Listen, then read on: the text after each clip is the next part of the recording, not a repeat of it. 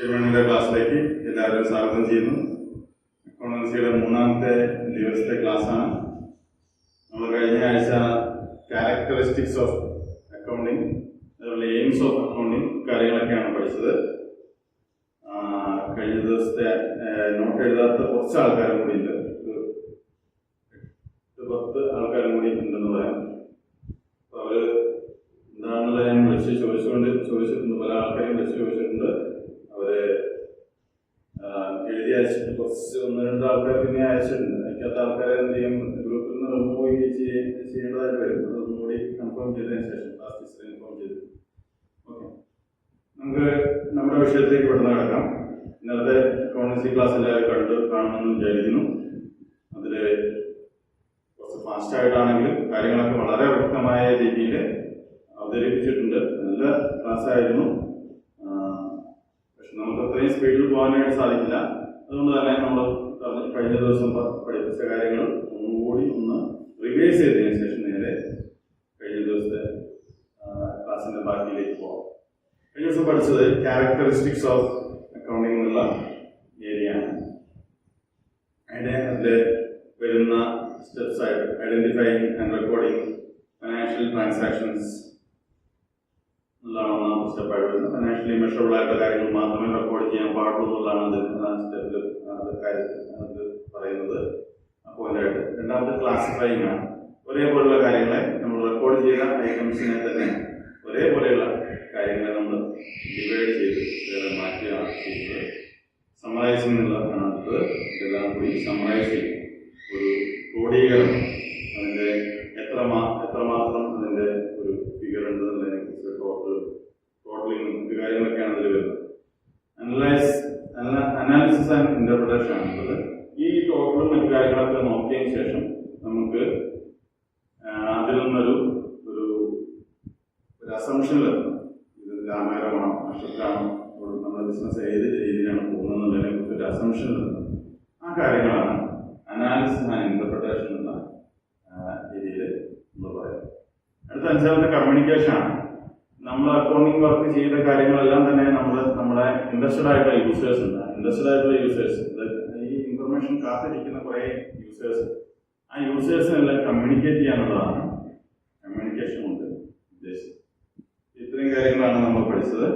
ഇതിൽ ഓരോ ഇതായിട്ട് പഠിച്ചു. ഒന്നാമത്തത് identifying and recording financial transaction എന്നുള്ളത്. ഫൈനാൻഷ്യലി മെഷറബിൾ ആയിട്ടുള്ള കാര്യങ്ങൾ മാത്രമേ റെക്കോർഡ് ചെയ്യാൻ പാടുള്ളൂ, അല്ലാത്ത കാര്യങ്ങളൊന്നും റെക്കോർഡ് ചെയ്യാൻ പാടില്ല. റെക്കോർഡ് ചെയ്യുന്നത് ജേണൽ എന്നുള്ളൊരു ബുക്കിലാണ്. ആ ജേണലിലേക്ക് എഴുതുന്ന പ്രക്രിയയുടെ പേര് ജേണലൈസിംഗ് എന്നുള്ളതാണ്. എന്നൊക്കെ നമ്മൾ പറഞ്ഞു. ഡെബിറ്റ് ക്രെഡിറ്റ് അതിന്റെ ഫോർമാറ്റ് കാര്യങ്ങളെല്ലാം പറഞ്ഞിട്ടുണ്ട്. ഫോർമാറ്റ് പഠിക്കുന്നത്. ഇതിനകത്ത് ക്ലാസിഫൈങ് ആണ്. ഒരേപോലുള്ള കാര്യങ്ങളെല്ലാം തന്നെ നമ്മൾ ക്ലാസിഫൈ ചെയ്തിട്ട് വേറെ വേറെ ആക്കി മാറ്റുകയാണ് ഇവിടെ ചെയ്യുന്നത്. അത് ലെഡ്ജർ എന്നുള്ള ബുക്കിലേക്കാണ് ഇത് മാറ്റി എഴുതുന്നത്.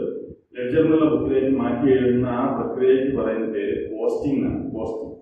പോസ്റ്റിംഗ് വേറെ ബുക്കിലേക്ക് പോസ്റ്റ് ചെയ്യുക. ജേണലിൽ നിന്ന് എടുത്ത് ലെഡ്ജറിലേക്ക് മാറ്റി എഴുതുന്ന പ്രക്രിയയ്ക്കാണ് പോസ്റ്റിംഗ് എന്ന് പറയുന്നത്. അതേപോലെ തന്നെ ലെഡ്ജറിന്റെ ഓരോ പേജിലും ഓരോ ഐറ്റത്തെ കുറിച്ചുള്ള വിവരങ്ങളാണ് എഴുതുന്നത്. അതായത് റെന്റ് ആണെങ്കിൽ റെന്റിന് ഒരു പേജ് കൊടുക്കുന്നു, അതേപോലെ തന്നെ സാലറിക്ക് വേറൊരു പേജ് കൊടുക്കുന്നു. അങ്ങനെ ഓരോ പേജിലേക്കും ഓരോ വിവരങ്ങൾ ഇങ്ങനെ മാറ്റി എഴുതുകയാണ് സാധാരണഗതിയിൽ ചെയ്യുന്നത്.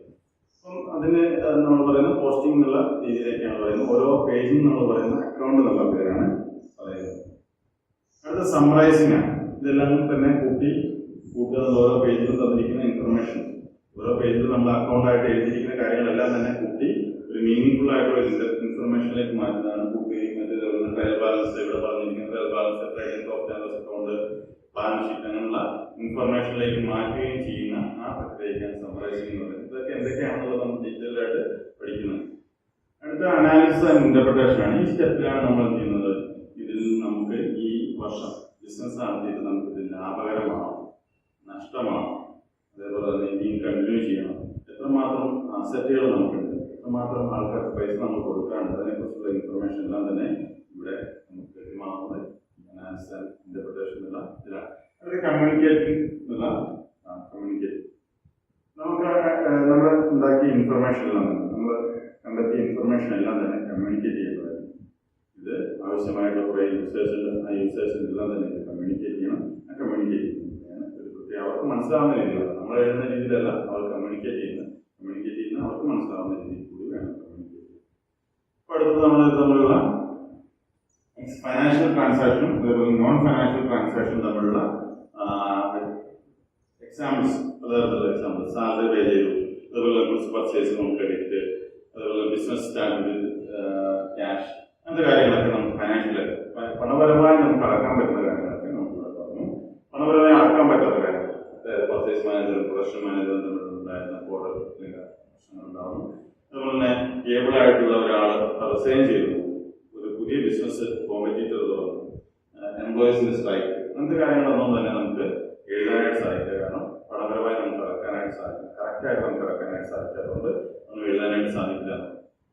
അടുത്ത നീഡ് ഫോർ അക്കൗണ്ടിങ്, അക്കൗണ്ടിങ്ങിന്റെ ആവശ്യം എന്താണ് അതിനെക്കുറിച്ച് നമ്മൾ വിശദമായി പറഞ്ഞതാണ്. അതിൽ ഒന്നാമത് systematic record of business transaction, ബിസിനസ്സിൽ നടക്കുന്ന എല്ലാ കാര്യങ്ങളും സിസ്റ്റമാറ്റിക് ആയിട്ട് റെക്കോർഡ് ചെയ്യാൻ വേണ്ടിയിട്ടാണ് അക്കൗണ്ടിങ് ഉപയോഗിക്കുന്നത്. ബിസിനസ്സിൽ നടക്കുന്ന എല്ലാ കാര്യങ്ങളെയും വളരെ അടുക്കും ചിട്ടയുമായി റെക്കോർഡ് ചെയ്യാനായിട്ട് അക്കൗണ്ടിങ്ങിലൂടെ സഹായിക്കും. To get an information about operating results ആയിട്ടുള്ള പ്രോഫിറ്റ് ഓർ ലോസ്, ഒരു ബിസിനസിന്റെ പ്രോഫിറ്റ് ആണോ ലോസ് ആണോ എന്നുള്ളത് അറിയാന്നുള്ളത് അതിന്റെ ഓണേഴ്സിന്റെ ജ്ഞാപകമാണ്. അതിനു വേണ്ടിയിട്ട് നമ്മളെ സഹായിക്കുന്നത് അക്കൗണ്ടിങ് ആണ്. അടുത്തത് to display the financial position of the business. Financial position എന്ന് പറഞ്ഞാൽ നമ്മുടെ കൈവശം എത്ര ക്യാഷ് ഉണ്ട്, നമുക്ക് എത്രമാത്രം ആസ്തിയുണ്ട്, നമുക്ക് ആർക്കെങ്കിലും പൈസ കൊടുക്കണം, അതിനെക്കുറിച്ചൊക്കെ വ്യക്തമായ വിവരം നമുക്ക് കിട്ടുന്നത് അക്കൗണ്ടിങ് ചെയ്യുന്നതുകൊണ്ടാണ്. ഈ വിവരങ്ങളെല്ലാം തന്നെ നമുക്ക് പെട്ടെന്ന് എടുക്കാനായിട്ട് സാധിക്കും. അടുത്തത് to provide necessary information to prepare budget. Budget prepare ചെയ്യാനായിട്ടുള്ള നെസസറി ഇൻഫർമേഷൻ നമുക്ക് തരുന്നത് അക്കൗണ്ടിങ്ങിൽ നിന്നാണ്. ബഡ്ജറ്റ് എന്ന് പറഞ്ഞാൽ അടുത്ത വർഷത്തേക്കുള്ള ഒരു പ്ലാനാണ്. ബഡ്ജറ്റ് എന്ന് പറയുന്നത് അടുത്ത വർഷം എന്തൊക്കെ ചെയ്യണമെന്ന് തന്നെ പറയാം. സ്റ്റേറ്റ് ബഡ്ജറ്റ്, അതുപോലെ സെൻട്രൽ ബഡ്ജറ്റ്, ബഡ്ജറ്റുകളൊക്കെ ഉണ്ടാക്കുന്നത് ഈ അക്കൗണ്ടിങ് വഴിയായിട്ടാണ് കാര്യങ്ങളൊക്കെ ചെയ്യും. അതേപോലെ തന്നെ ടാക്സ് ലാബിലിറ്റി, ഗവൺമെന്റ് എത്രമാത്രം ടാക്സ് കൊടുക്കേണ്ടതായിട്ട് വരും എന്നുള്ളതിനെ കുറിച്ച് കറക്റ്റായിട്ട് റിസൾട്ട് ഉണ്ടാക്കാൻ വേണ്ടിയിട്ട് നമ്മളെ സഹായിക്കുന്നത് അക്കൗണ്ടിങ് ആണ്. ഗവൺമെന്റിന് കൊടുക്കേണ്ട ടാക്സ് ബാധ്യതയെ കുറിച്ചുള്ള കണക്ക്, വ്യക്തമായ ഒരു കണക്ക് ഉണ്ടാക്കാനായിട്ട് നമ്മളെ സഹായിക്കുന്നു അക്കൗണ്ടിങ്. ഇതൊക്കെയാണ് നീഡ് ഫോർ അക്കൗണ്ടിങ് എന്നുള്ളത്. അടുത്ത ടോപ്പിക്കിലേക്ക് നമ്മൾ പോവാം. അടുത്ത ടോപ്പിക്ക് ഒബ്ജക്റ്റീവ്സ് അല്ലെങ്കിൽ functions of accounting. Objectives or functions of accounting. അക്കൗണ്ടിങ്ങിന്റെ ഒബ്ജക്റ്റീവ്സ്, ലക്ഷ്യം എന്താണ്, അതേപോലെ തന്നെ ഇതിന്റെ ഫങ്ഷൻസ് എന്തൊക്കെയാണ് ഇവിടെ പറയാം. ഒന്നാമത് മെയിൻറ്റെയിനിങ് അക്കൗണ്ടിങ് റെക്കോർഡ്സ്. എല്ലാ കാര്യങ്ങളും എഴുതി സൂക്ഷിക്കുക, പണപരമായ മൂല്യമുള്ള എല്ലാ കാര്യങ്ങളും എഴുതി സൂക്ഷിക്കുക എന്നതാണ് അക്കൗണ്ടിങ്ങിന്റെ ഒന്നാമത്തെ ഫംഗ്ഷനായിട്ട് അല്ലെങ്കിൽ ഒബ്ജക്റ്റീവായിട്ട് വരുന്നത്. പണപരമായി മൂല്യമുള്ള എല്ലാ കാര്യങ്ങളും എഴുതി സൂക്ഷിക്കുക എന്നതാണ് ഒന്നാമത്തെ ഒബ്ജക്റ്റീവായിട്ട് വരുന്നത്. രണ്ടാമത്തെ അസർട്ടനിങ് ഓഫ് റിസൾട്ട്. നമുക്ക് എന്ത് ചെയ്യാം, റിസൾട്ട് അറിയാം. നമ്മൾ ഇത്രയും കാലം ബിസിനസ് നടത്തിയിട്ട് എന്തായി, എന്തുണ്ടാക്കി, അതായത് പ്രോഫിറ്റ് ആണോ ലോസ് ആണോ, അതേപോലെ നമ്മുടെ കൈവശം എത്രമാത്രം പൈസയുണ്ട്, എത്രമാത്രം ആൾക്കാർക്ക് പൈസ നമുക്ക് കൊടുക്കാനുണ്ട്, അതിനെക്കുറിച്ചൊക്കെയുള്ള വ്യക്തമായ ഒരു വിവരം കിട്ടുക എന്നതാണ് അസൈൻമെന്റ് ഓഫ് അസർട്ടനിങ് ഓഫ് റിസൾട്ട്. നമുക്ക് റിസൾട്ട് അറിയാം, ആ റിസൾട്ട് അറിയാൻ അതിന്റെ രണ്ടാമത്തെ ഒബ്ജക്റ്റീവ്, രണ്ടാമത്തെ ഫംഗ്ഷൻ എന്ന് പറയാനായിട്ട് സാധിക്കും. അതിന്റെ ascertaining of result of the business. അടുത്തത് determining the financial position. Financial position, നമ്മുടെ കൈവശം എത്രമാത്രം പൈസ ബാക്കിയുണ്ട്, എത്രമാത്രം ഭൂമിയുണ്ട്, എത്രമാത്രം ബിൽഡിംഗ് ഉണ്ട് എന്നുള്ള കാര്യങ്ങളൊക്കെ അറിയുക എന്നതാണ് ഡിറ്റർമിനേഷൻ ഓഫ് ഫൈനാൻഷ്യൽ പൊസിഷൻ കൊണ്ട് ഉദ്ദേശിക്കുന്നത്. നമ്മുടെ കൈവശമുള്ള ആസ്തികളെ കുറിച്ചുള്ള വിവരങ്ങൾ അറിയുക എന്നതാണ് ഡിറ്റർമിനേഷൻ ഓഫ് ഫൈനാൻഷ്യൽ പൊസിഷൻ കൊണ്ട് ഉദ്ദേശിക്കുന്നത്. Provide information to various parties. Various parties പറഞ്ഞ ഇൻട്രസ്റ്റഡ് ആയിട്ടുള്ള കുറെ യൂസേഴ്സിനെ കുറിച്ച് നമ്മൾ പറഞ്ഞു. ഗവൺമെന്റ് ആവാം, കമ്പനി ഓണേഴ്സ് ആവാം, അതേപോലെ ഷെയർ ഹോൾഡേഴ്സ് ആവാം, ഇതിന്റെ എംപ്ലോയീസ് ആവാം, അതിന്റെ മാനേജേഴ്സ് ആവാം. അങ്ങനെ കുറെ ആൾക്കാർ നമ്മുടെ അക്കൗണ്ടിങ് ഇൻഫർമേഷനെ ആശ്രയിക്കുന്നു.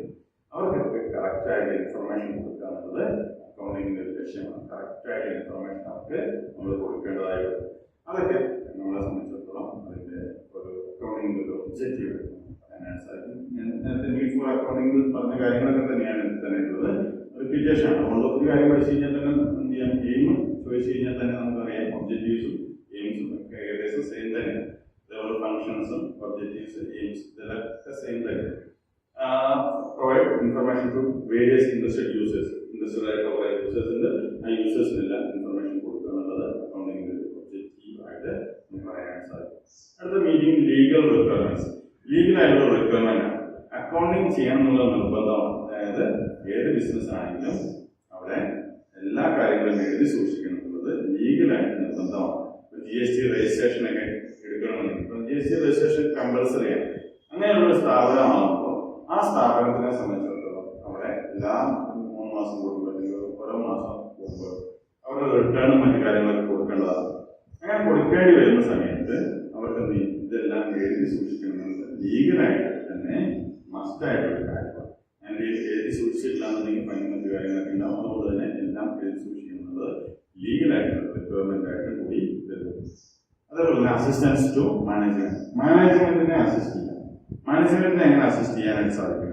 മാനേജ്മെന്റ് തീരുമാനങ്ങൾ എടുക്കണമെന്നുണ്ടെങ്കിൽ നമ്മുടെ അക്കൗണ്ടിങ് ഇൻഫർമേഷൻ നമ്മൾ കൊടുക്കുന്ന ഈ അക്കൗണ്ടിങ് ഇൻഫർമേഷൻ ഉണ്ടെങ്കിൽ മാത്രമേ മാനേജ്മെന്റിന് തീരുമാനങ്ങൾ എടുക്കാനായിട്ട് സാധിക്കൂ. അതുകൊണ്ട് തന്നെ മാനേജ്മെന്റിനെ അസിസ്റ്റ് ചെയ്യാൻ വേണ്ടിയിട്ട് നമുക്ക് നമ്മുടെ അക്കൗണ്ടിങ് ഇൻഫർമേഷൻ വളരെയധികം സഹായിക്കുന്നു. ഒരു ഒബ്ജക്റ്റീവ്സ് ആയിട്ട് പറയുന്ന ഈ 6 കാര്യങ്ങളും വളരെ ഇമ്പോർട്ടൻ്റ് ആയിട്ട് നമുക്ക് പറയാം. എയിംസ്, ഫങ്ഷൻസ്, ഒബ്ജക്റ്റീവ്സ് ഇതെല്ലാം തന്നെ സെയിം ആണ്. അതുകൊണ്ട് തന്നെ നമ്മളൊന്ന് വായിച്ചു കഴിഞ്ഞാൽ തന്നെ കാര്യങ്ങളെല്ലാം തന്നെ പറയാൻ സാധിക്കും. നേരത്തെ ഫസ്റ്റ് ഡേ തൊട്ട് നമുക്ക് പറയാൻ തുടങ്ങിയതാണ് കാര്യങ്ങളെല്ലാം. ഒന്നാമത് മെയിൻറ്റെയിനിങ് അക്കൗണ്ടിങ് റെക്കോർഡ്സ്. അക്കൗണ്ടിങ് പരമായ എല്ലാ കാര്യങ്ങളും എഴുതി സൂക്ഷിക്കുക എന്നുള്ളത് അക്കൗണ്ടിങ്ങിന്റെ ലക്ഷ്യമാണ്. രണ്ടാമത്തത് പ്രോഫിറ്റ് ആണോ ലോസ് ആണോ റിസൾട്ട്, ബിസിനസിന്റെ റിസൾട്ട് അറിയാൻ വേണ്ടിയിട്ട്. മൂന്നാമത്തെ ഡിറ്റർമിനിങ് ഫൈനാൻഷ്യൽ പൊസിഷൻ, നമ്മുടെ കയ്യിൽ എത്രമാത്രം ക്യാഷ് ഉണ്ട്, എത്രമാത്രം മറ്റ് അസറ്റുകൾ ഉണ്ടെന്നുള്ളത്, ബാധ്യതകൾ എത്രമാത്രം ഉണ്ടെന്നുള്ളതിനെ കുറിച്ചും ഒരു വിവരം കിട്ടാൻ വേണ്ടിയിട്ട്. നാലാമത് provide information to various parties. Interested users ഉണ്ടാവും, കുറേ ഇൻട്രസ്റ്റഡ് ആയിട്ടുള്ള യൂസേഴ്സ് ഉണ്ട് നമ്മുടെ അക്കൗണ്ടിങ് ഇൻഫർമേഷന്. അവർക്കെല്ലാം കറക്റ്റ് ആയിട്ട് ഇൻഫർമേഷൻ കൊടുക്കാറുള്ളത്. അഞ്ചാമത്തെ മീറ്റിംഗ് ലീഗലായിട്ടുള്ള റിക്വയർമെന്റ്. നമുക്ക് എന്ത് ചെയ്യാം, ഗവൺമെന്റിന് ടാക്സ് അതോറിറ്റീസിന് എല്ലാം തന്നെ ഈ ഇൻഫർമേഷൻ പാസ് ചെയ്യേണ്ടതായിട്ടുണ്ട്. ആ പാസ് ചെയ്യാൻ വേണ്ടിയിട്ട് എന്ത് ചെയ്യണം, നമ്മുടെ അക്കൗണ്ടിങ് ഇൻഫർമേഷൻ കറക്റ്റ് ആയിട്ട് മെയിൻറ്റെയിൻ ചെയ്യേണ്ടത് അത്യാവശ്യമാണ്. അതേപോലെ തന്നെ അസിസ്റ്റൻസ് മാനേജ്മെന്റ് തീരുമാനങ്ങൾ എടുക്കണമെന്നുണ്ടെങ്കിൽ അക്കൗണ്ടിങ് ഇൻഫർമേഷൻ നമ്മൾ കൊടുക്കുന്ന അക്കൗണ്ടിങ് ഇൻഫർമേഷൻ വെച്ചിട്ടാണ് മാനേജ്മെന്റ് പുതിയ തീരുമാനങ്ങൾ എടുക്കുന്നത്. ബിസിനസ് കണ്ടിന്യൂ ചെയ്യണോ അല്ലെങ്കിൽ ബിസിനസ് കുറച്ചുകൂടി വിപുലീകരിക്കണോ, അങ്ങനെയുള്ള കുറേ തീരുമാനങ്ങൾ എടുക്കുന്നത് നമ്മൾ കൊടുക്കുന്ന ഈ അക്കൗണ്ടിങ് ഇൻഫർമേഷൻ. അതുകൊണ്ട് മാനേജ്മെന്റിനെ സഹായിക്കാൻ വേണ്ടിയിട്ട് ഈ അക്കൗണ്ടിങ് ഇൻഫർമേഷൻ വളരെയധികം സഹായിക്കും. ഇത്രയും കാര്യങ്ങളാണ് ഒബ്ജക്റ്റീവ്സ് അല്ലെങ്കിൽ ഫങ്ഷൻസ്, എയിംസും അക്കൗണ്ടിങ്ങിനുള്ള ഏരിയയിൽ നമ്മൾ പറയാം. ഇതുകൊണ്ട് നമുക്ക് എന്ത് ചെയ്യാം, വീഡിയോ നിർത്താം. കഴിഞ്ഞ ദിവസത്തെ പല ആൾക്കാരും പറഞ്ഞിട്ടുണ്ട് ലെങ്തി ആയിട്ടുള്ള വീഡിയോ ആകുമ്പോൾ കൂടി കുറെ ബുദ്ധിമുട്ട് വരുന്നുണ്ടെന്ന് പറഞ്ഞു. അതുകൊണ്ട് തന്നെ എന്ത് ചെയ്യാം,